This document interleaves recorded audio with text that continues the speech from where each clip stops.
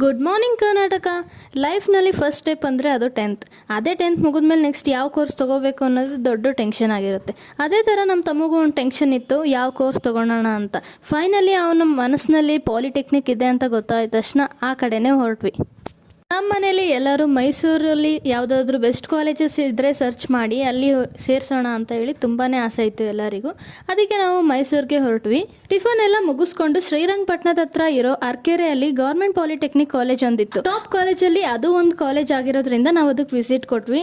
ಅಲ್ಲಿನ ಫ್ಯಾಕಲ್ಟೀಸ್ ಮಾತ್ರ ತುಂಬ ಚೆನ್ನಾಗಿ ರೆಸ್ಪಾನ್ಸ್ ಮಾಡಿದ್ರು, ಹಾಗೆ ತುಂಬ ಚೆನ್ನಾಗಿ ಕ್ಯಾಂಪಸ್ ಇತ್ತು.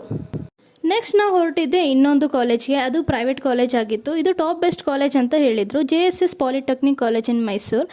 ನೆಕ್ಸ್ಟ್ ಇಲ್ಲಿ ಕ್ಯಾಂಪಸ್ ತುಂಬಾ ಚೆನ್ನಾಗಿತ್ತು, ಹಾಗೆ ಕ್ಯಾಂಪಸ್ ಸೆಲೆಕ್ಷನ್ ನಡೆಯುತ್ತಂತೆ. ನೆಕ್ಸ್ಟ್ ಹಾಸ್ಟೆಲ್ ಫೆಸಿಲಿಟಿನೂ ತುಂಬಾ ಚೆನ್ನಾಗಿತ್ತು. ಹಾಗೆ ಮೈಸೂರಿನಲ್ಲಿ ಬೆಸ್ಟ್ ಕಾಲೇಜ್ ಪಾಲಿಟೆಕ್ನಿಕ್ ಯಾವುದು ಅಂತ ಹೇಳಿಬಿಟ್ಟು ಕಮೆಂಟ್ ಬಾಕ್ಸ್ನಲ್ಲಿ ಕಮೆಂಟ್ ಮಾಡಿ. ಥ್ಯಾಂಕ್